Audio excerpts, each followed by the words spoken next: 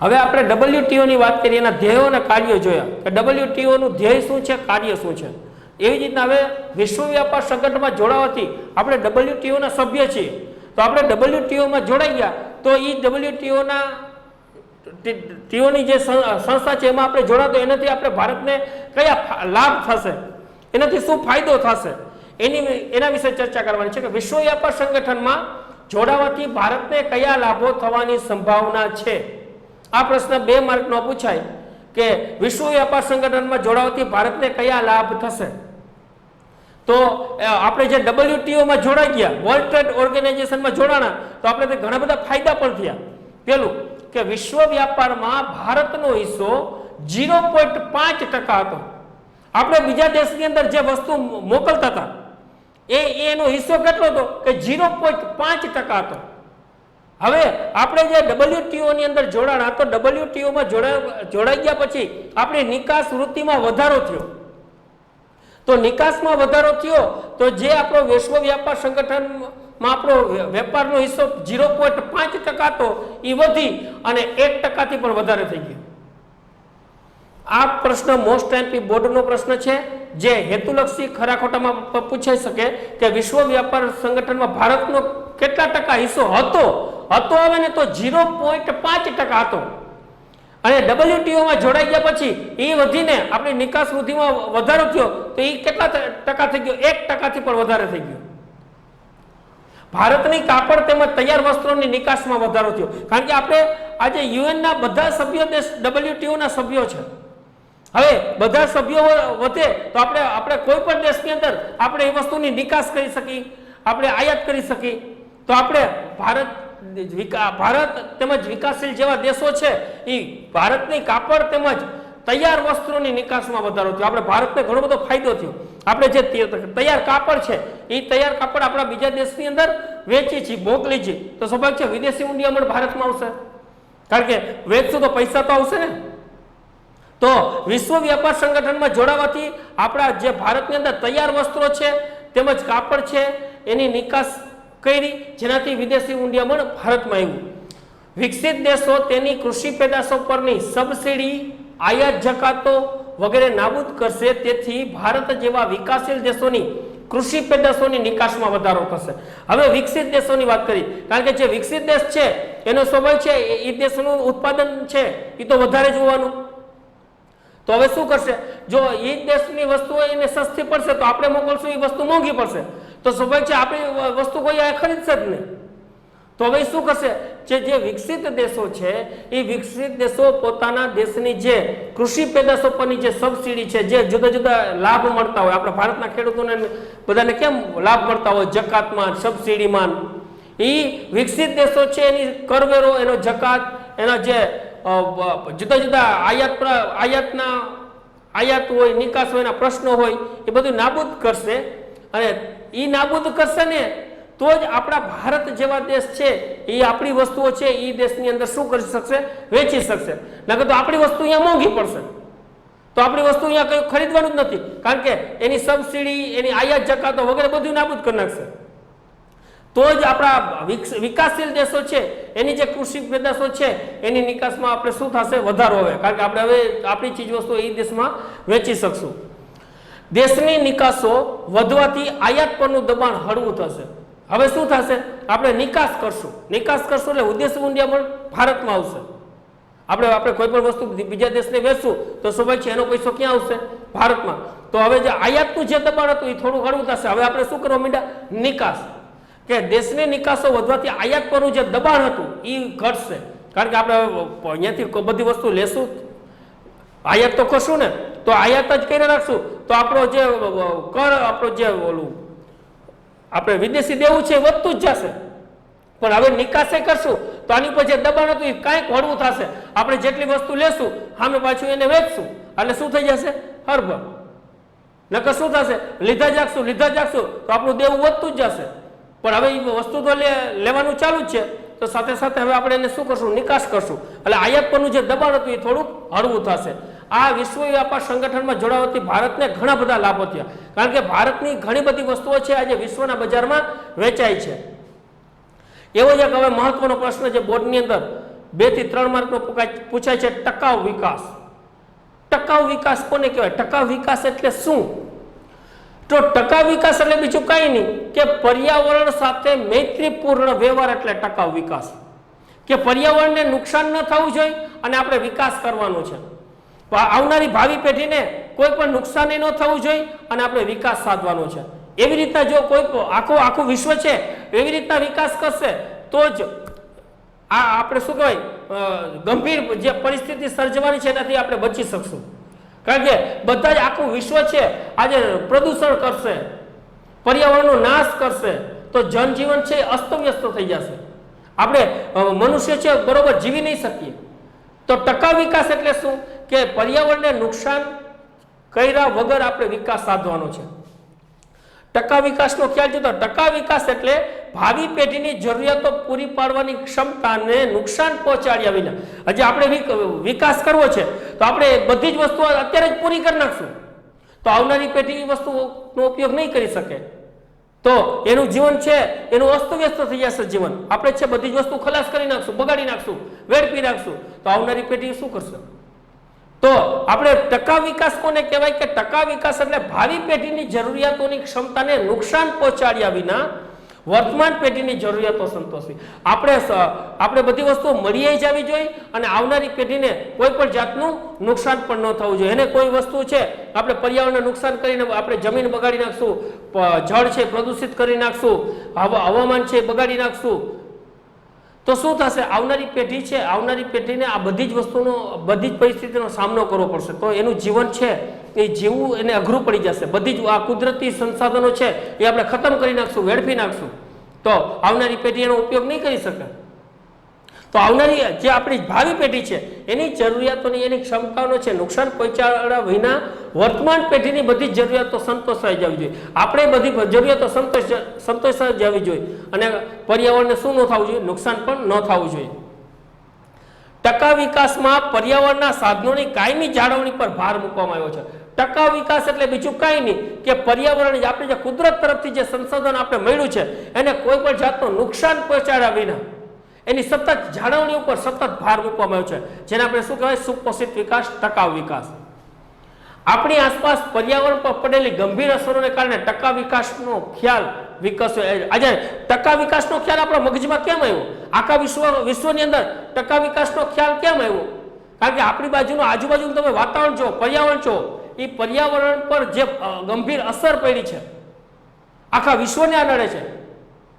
આજે આખું વિશ્વ છે એ વાતાવરણ ખરાબ કરશે. નકરા કારખાનાના ધુમાડાનો કારણે વાતાવરણ ખરાબ કરી નાખશે.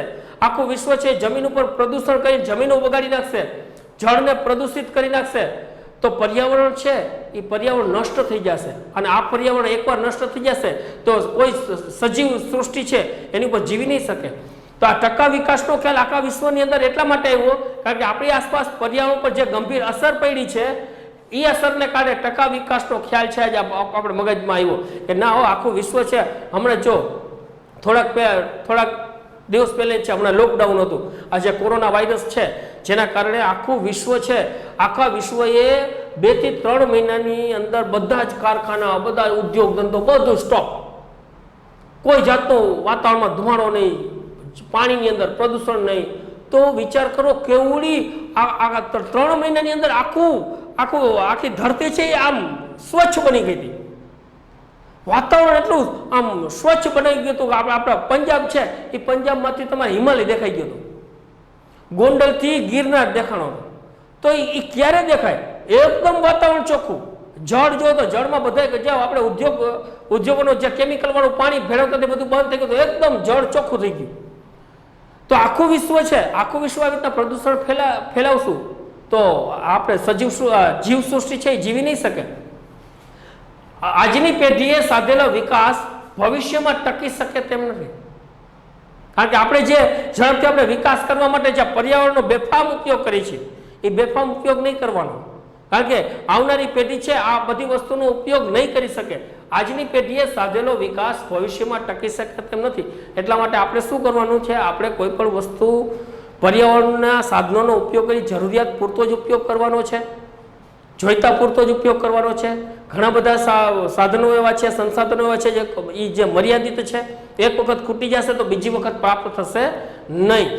વર્તમાન પેઢીની સગવડો ભાવિ પેઢીને કદાચ પ્રાપ્ત થાય તેમ નથી એવી શંકા સેવાઈ રહી છે કે આ જે વર્તમાન પેઢીની સગવડો ભાવિ પેઢીને કદાચ પ્રાપ્ત ન થાય।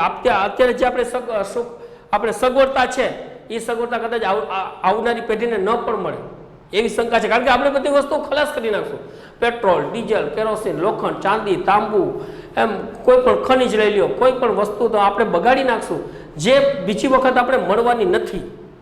જો એ બધી જ વસ્તુઓ આપણે ખતમ કરી નાખશું તો આ ભાવિ પેઢી છે એનો ઉપયોગ કરી શકશે નહીં અને એનો વિકાસ છે એ વિકાસ થંભી જશે।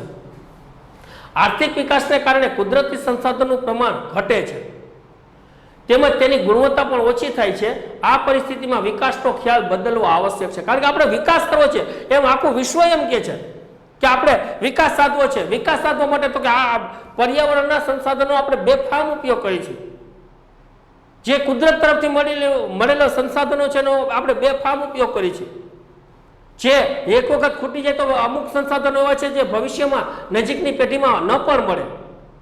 તો એટલા માટે આ ટકા વિકાસનો ખ્યાલ એટલા માટે આપણે બદલવો પડ્યો। ભાઈ વિકાસ કરવો છે તો જો આવી રીતના આખું વિશ્વ છે આ બધી વસ્તુઓ બગાડવા માંડશું તો એની ગુણવત્તા એ બધી ઘટી જશે, એ સંસાધનો છે એ ખૂટી જશે, તો આપણે જેટલા ઝડપથી આપણે વિકાસ કરવો છે એ કરી નહીં શકીએ। વર્તમાન સમયનો આર્થિક વિકાસ અને તેને કારણે પર્યાવરણ પર થતી અસરોના અભ્યાસ ટકા વિકાસના ખ્યાલ હેઠળ કરવામાં આવ્યો છે। આજે વર્તમાન સમયનો જે આર્થિક વિકાસ છે એના કારણે આપણે જે અત્યારે આર્થિક વિકાસ સાથે છે, ઉદ્યોગ ધંધાની સ્થાપના કરી છે, બેફામ સંસાધનોનો ઉપયોગ કરી છે, તો એના કારણે પર્યાવરણ પર થતી અસરોનો અભ્યાસ। તો તમે ભલે વિકાસ કરો, આખું વિશ્વ છે ભલે વિકાસ કરો, પણ પર્યાવરણને નુકસાન થવું જોઈએ નહીં, એના જે સાધનો છે એને નુકસાન થવું જોઈએ નહીં।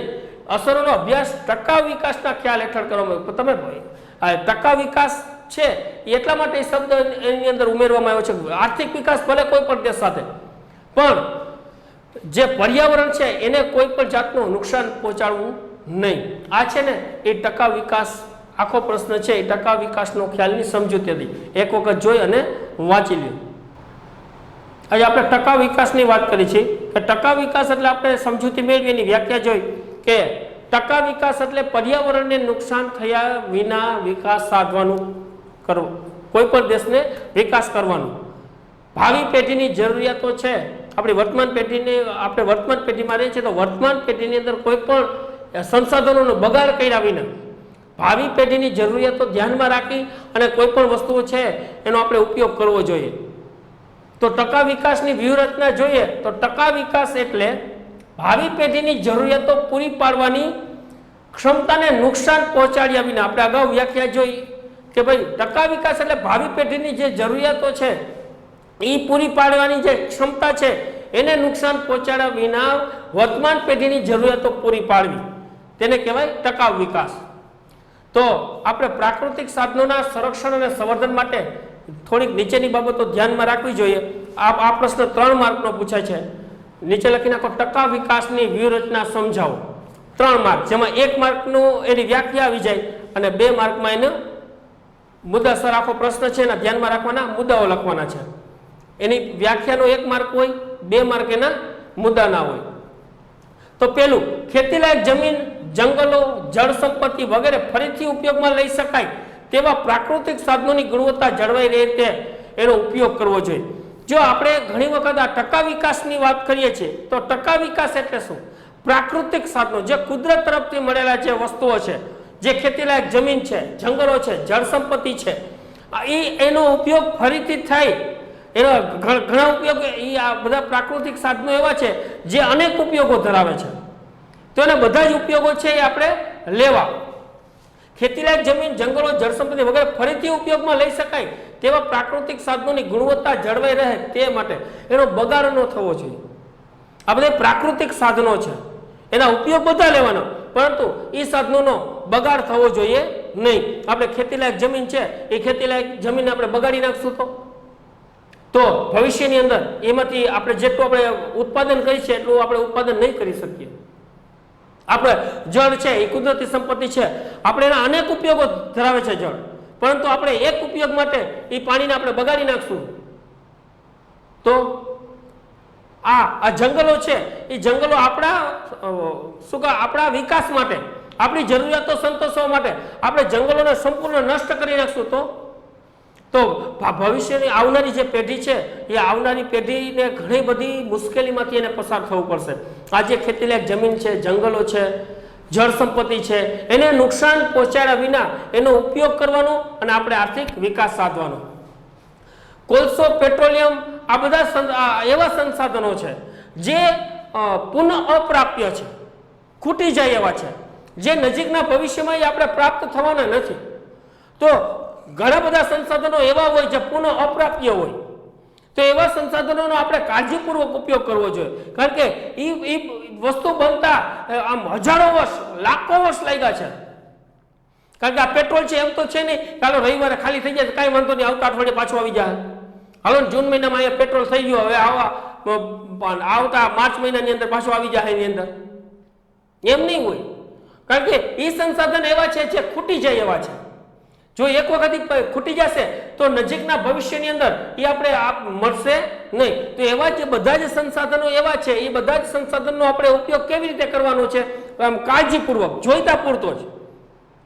વર્તમાન પેઢી માટે આપણે વસ્તુ સાચવવાની છે, કારણ કે આવનારી પેઢી માટે આ વસ્તુ, એના વિકાસ માટે આ વસ્તુ જોવાની છે, જરૂર પડશે જ એને. તો કોલસો, પેટ્રોલિયમ કેવા, કુદરતી વાયુ કેવા ઘણા બધા એવા કોઈ પણ ખનીજો આ બધી વસ્તુ એવી છે જે નજીકના દિવસોમાં એ પાછી આપણે ઉપલબ્ધ નહીં થાય. તો એનો ઉપયોગ છે, એનો ઉપયોગ આપણે કાળજીપૂર્વક કરવાનો છે, જોઈતા પૂરતો જેનો ઉપયોગ કરવાનો છે, ખૂબ જ ચોકસાઈથી અને પર્યાવરણને નુકસાન ન થાય એ રીતે એનો ઉપયોગ કરવાનો છે. વાહન વ્યવહારનું ખર્ચ ઓછું થાય એવી જ રીતે ઉદ્યોગોનું સ્થાન નક્કી કરવું. દાખલા તરીકે હાલો ને, મારે કારખાનું છે, હું કોઈ પણ વસ્તુનું ઉત્પાદન કરું છું, તો મારે કારખાનું એવી જગ્યાએ સ્થાપવાનું કે જ્યાંથી મને કાચું મટીરિયલ છે એની બાજુમાંથી જ મળી જતું હોય. હવે કારખાનું અહીં રાજકોટમાં હોય અને હું કાચો મટીરિયલ છે હું 500,000 કિલોમીટર દૂરથી મગાવતો હોય, તો એનું જે કાચું મટીરિયલ લઈ આવવા માટે વાહન ખર્ચ થાય, ડીઝલ પેટ્રોલનો બગાડ થશે. પણ હું ઉદ્યોગ એવી જગ્યાએ સ્થાપું કે જ્યાંથી મને કાચું મટીરિયલ મળે છે, તો કયો ખર્ચ બચી જશે? પેટ્રોલ, ડીઝલ કે વાહન વ્યવહારનો ખર્ચ એ બચી જશે, તો એનો બચાવ થશે. પણ ઉદ્યોગ હું અહીં નાખું, મધ્યપ્રદેશમાંથી બધી વસ્તુ લઈને હું અહીં ડેઇલી કરતો હોય તો એ ડીઝલનો ખર્ચ વધી જશે, પેટ્રોલનો ખર્ચ વધી જશે, એ બગડશે ખોટું. તો હંમેશા ઉદ્યોગોની સ્થાપના એવી જગ્યાએ કરવાની કે જ્યાંથી એને કાચું મટીરિયલ છે એ નજીકના સ્થળોથી પ્રાપ્ત થાય. એટલે વાહન વ્યવહાર ખર્ચ છે એ વાહન વ્યવહાર ખર્ચ કેવો થશે? ઓછો થશે. અનેક ઉપયોગ ધરાવતા સાધનોને બધા જ ઉપયોગમાં લેવા. ઘણા બધા કુદરતી સાધનો એવા છે જે અનેક ઉપયોગો ધરાવે છે. ખેતી, જો જમીન છે, જમીનમાં આપણે ખાલી જમીનને વાવી જ દઈએ છીએ, એમાં ખાલી માત્ર આપણે શું કહેવાય ધન ધાન્ય જ વાવી છીએ. એ જમીનનો ટુકડો આપણે કેટલો બધો ઉપયોગમાં આવે છે, અનેક ઉપયોગો ધરાવે છે જમીનનો ટુકડો. તો એનો અમુક સાધનો એવા હોય છે અનેક ઉપયોગો ધરાવતા હોય, તો એ બધા જ ઉપયોગો છે એના બધા જ ઉપયોગો લેવા. દાખલા તરીકે દામોદર વેલી યોજના, આપણો જે ડેમ છે એ ડેમ એ માત્ર પાણી પીવા માટે જ કામ આવે છે? ના, એ ડેમ આખી યોજના છે દામોદર વેલી યોજના, એ સિંચાઈ માટે છે. તો સિંચાઈ માટેનો ઉપયોગ થાય છે, એમાંથી વિદ્યુત આપણે ઉત્પન્ન કરી છીએ, તો એનો બીજો ઉપયોગ લીધો આપણે, વિદ્યુત માટે એનો ઉપયોગ કરી છીએ, પૂર નિયંત્રણ માટે, પીવાલાયક પાણીના સંગ્રહ માટે, વાહન વ્યવહાર માટે. તો જો અમુક સંસાધનો એવા હોય જે અનેક ઉપયોગો ધરાવતા હોય, તો આ બધા જ સંસાધનોના ઉપયોગ છે એ બધા જ ઉપયોગો લેવા. પ્રાકૃતિક સાધનોને દુરુપયોગ, જંગલોનો વિનાશ, ઔદ્યોગિક કચરાનો બિનઆયોજિત નિકાલ, ગંદુ પાણી, ગંદા વસવાટો વગેરે, આ બધી જ વસ્તુઓ એવી છે કે બધી જ વસ્તુઓ આપણે એની ઉપર છે ને કાયદા મૂકવાના, નિયંત્રણ મૂકવાનું. આ બધા જ સાધનો છે એ પ્રાકૃતિક સાધનો, જેમ કે જંગલોનું આજે કેટલા મોટા પ્રમાણમાં જંગલો કપાય છે. આપણે જુદા જુદા ઉદ્યોગોનો કચરો છે એ નદી નાળામાં નાખી દઈએ છીએ, ગંદા વસવાટો, ગંદા પાણી, આ જે ઝેરી કચરો છે એનો બિન આયોજિત મન પણ એ ઢગલા કરી દે છે. તો આની ઉપર કોઈ પણ જે તે દેશની સરકારે નિયંત્રણ મૂકવા જોઈએ, જુદા જુદા કાયદા મૂકવા જોઈએ, જેનાથી શું કરે, લોકો છે આવી રીતના આપણા પ્રાકૃતિક સાધનો છે, પ્રાકૃતિક સૌંદર્ય છે એનો બગાડ ન કરે. ત્યાર પછી સૌર ઉર્જા, પવન ઉર્જા વગેરે સાધનોનો ઉપયોગ વધારવો જોઈએ. આજે આપણે વિદ્યુત ઉત્પન્ન કરવા માટે કોનો ઉપયોગ કરીએ છીએ? કોલસો, સૌથી વધારે કોલસો વાપરીએ છીએ. પેટ્રોલ, ડીઝલ કે અણુનો ઉપયોગ કરીએ છીએ. તો એના સ્થાને આપણે જે આપણે પરંપરાગત જે સાધનો છે, જે પુનઃપ્રાપ્ય છે, એવા સાધનોનો ઉપયોગ કરવો જોઈએ, જેના કારણે આપણે લાંબો સમય સુધી આપણે જે ખૂટી જાય છે એવા ખનિજોનો આપણે બચાવ કરી શકીએ. પવન ઉર્જાનો ઉપયોગ કરવો, સૌર ઉર્જાનો ઉપયોગ કરો, ભરતી અને ઓટ દ્વારા આપણે ઉર્જા મેળવી છે એનો ઉપયોગ કરો. ટૂંકમાં આ બધા છે ને પુનઃપ્રાપ્ય એવા સંસાધનો છે, તો એનો ઉપયોગ વધારવો જોઈએ. આ બધા છે ને ટકાઉ વિકાસની વ્યૂહરચના હતી. એવી જ રીતના 2 માર્કનો પ્રશ્ન છે કે પર્યાવરણની સુરક્ષા માટે લીધેલા પગલાઓ જણાવો. જે 2 અથવા 3 માર્કની અંદર બોર્ડની અંદર પ્રશ્ન પૂછાય છે કે પર્યાવરણની સુરક્ષા માટે કેવા કેવા પગલાં લેવામાં આવ્યા છે.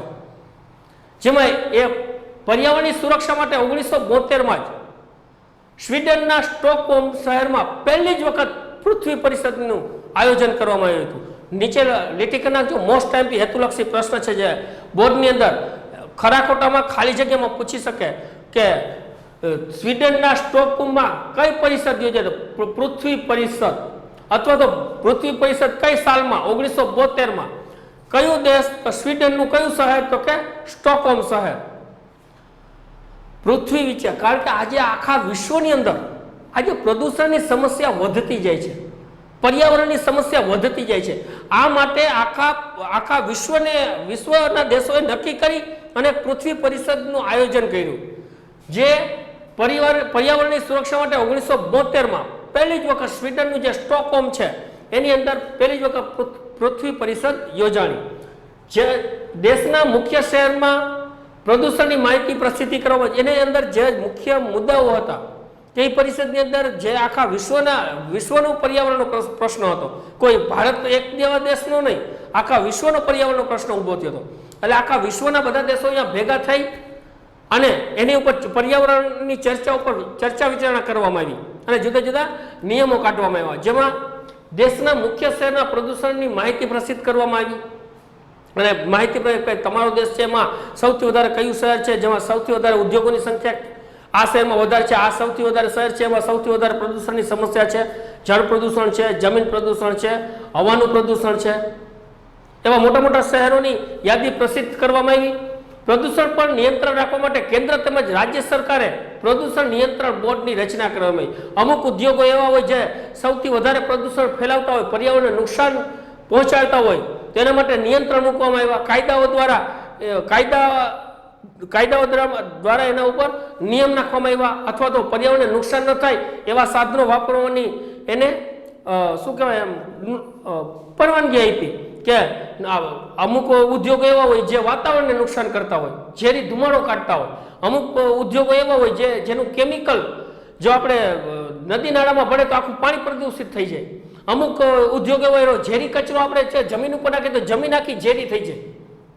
તો આ બધું નાબૂદ કરવા માટે આખા ભારતની અંદર કેન્દ્ર અને રાજ્ય સરકાર એક શેની રચના કરી? તો કે કેન્દ્ર અને રાજ્ય સરકારે પ્રદૂષણ નિયંત્રણ બોર્ડ, કે આવા ઉદ્યોગોની દેખરેખ કયું બોર્ડ રાખે છે? પ્રદૂષણ નિયંત્રણ બોર્ડ, જે દરેક આપણા ભારતની અંદર આપણા દરેક રાજ્યોની અંદર આ બોર્ડ કામ કરતું હોય. પર્યાવરણની જાળવણી માટે વૈશ્વિકભરમાં આજે પર્યાવરણની સમસ્યા છે, આપણા ભારત એકમાં તો છે નહીં, આખું વિશ્વ છે આનો ભોગ બની રહ્યું છે. કારણ કે આજે ઓઝોનનું સ્તરમાં જો ગાબડું પડે છે તો એનું નુકસાન માત્ર આપણા દેશને નથી થવાનું, આખા વિશ્વને થવાનું છે. જે સૂર્યના જે પારજાંબલી કિરણો જો કદાચ પૃથ્વી પર પડશે તો એનાથી આપણે કેટલાય ચામડીના રોગો આપણે થશે. એવું તો આખા વિશ્વની અંદર વાતાવરણ છે, જળ છે, જમીન છે, એ પ્રદૂષણથી આજે પીલાઈ રહ્યા છે બધા દેશ. એટલા માટે આખા વિશ્વની અંદર બધા લોકોમાં જાગૃતતા આવે, આખા વિશ્વની અંદર જાગૃતતા આવે. એટલા માટે આખા વિશ્વની અંદર એક દિવસ ઉજવવામાં આવે છે 5 જૂન. નીચે લીટી કરી નાખજો. મોસ્ટ ટાઈમ હેતુલક્ષી પ્રશ્ન છે. 5 જૂનનો દિવસ છે આખો પર્યાવરણ દિન તરીકે આખા વિશ્વની અંદર ઉજવવામાં આવે છે. ઈસવીસન 1981માં ભારત સરકારે વાયુ પ્રદૂષણ નિયંત્રણ ધારો પસાર કરવામાં આવ્યો હતો. નીચે લીટી મોસ્ટ ટાઈમ હેતુલક્ષી પ્રશ્ન પાછો આવી ગયો કે વાયુ પ્રદૂષણ નિયંત્રણ ધારો ક્યારે પસાર કરવામાં આવ્યો હતો? 1981માં. વાતાવરણમાં ઓઝોન સ્તરનું ગાબડું, પરમાણુ કચરાનો નિકાલ અને જૈવિક વિવિધતાની જાળવણી માટે થયેલા વૈશ્વિક સમજૂતી ઉપર આની અંદર ભાર મૂકવામાં આવ્યો. કારણ એના માટે જે નિયમો બનાવવામાં આવ્યા હતા, જે કાયદાઓ બનાવવામાં આવ્યા હતા કે આવી રીતના કોઈ પણ દેશે છે આ બધી વસ્તુનો જે પર્યાવરણને અસર થાય છે, નુકસાન થાય છે, એવા બધા ઉપર પ્રતિબંધ મૂકવામાં આવ્યો. જળ પ્રદૂષણ ફેલાવવું નહીં, ભૂમિનું પ્રદૂષણ ફેલાવવું નહીં, જંગલો કાપવા નહીં. એ રીતે વાતાવરણમાં ઓઝોન સ્તરનું ગાબડું, પરમાણુ કચરાનો નિકાલ અને જૈવિક વિવિધતાની જાળવણી માટે થયેલા વૈશ્વિક સમજૂતીના જે કાયદાઓ છે એની ઉપર ભાર મૂકવામાં આવ્યો. બધા જ દેશો છે એ આનું પાલન કરે, બધા નિયમોનું પાલન કરે એવી રીતના સમજૂતી કરવામાં આવી. દેશના લોકોમાં પણ પર્યાવરણની જાળવણી માટે જાગૃતિ વધારવાના પ્રયત્ન કરવામાં છે. આ કોઈ એક વ્યક્તિને હાથ નથી. આજે પર્યાવરણની અંદર આ જે પર્યાવરણને નુકસાન થાય છે એ નુકસાન કરવા માટે માત્ર સરકાર જ મહેનત કરશે તો કાંઈ નહીં થાય. એના માટે સૌથી વધારે જરૂરી છે લોકોનો સહકાર. દેશના લોકો જો આમાં ભાગીદાર થશે, બધા લોકો છે જાગૃત થશે કે આ વસ્તુનો બગાડ ન કરાય, આ પ્રદૂષણનો પેલા આ કચરો ન કરાય, આવી રીતના કચરો છે મન પડ્યા ન નખાય, એમ આપણા લોકોમાં જાગૃતતા આવશે અને આખા વિશ્વના લોકોના અંદર જાગૃતતા આવશે તો જ આ વસ્તુ છે શક્ય છે. આ બધા જ પ્રશ્ન છે પર્યાવરણની સુરક્ષા માટે લીધેલા પગલાઓ છે જે બોર્ડની અંદર 2 અથવા 3 માર્કની અંદર પૂછાય તો આખા પ્રશ્નના મુદ્દા છે લખી લેવા.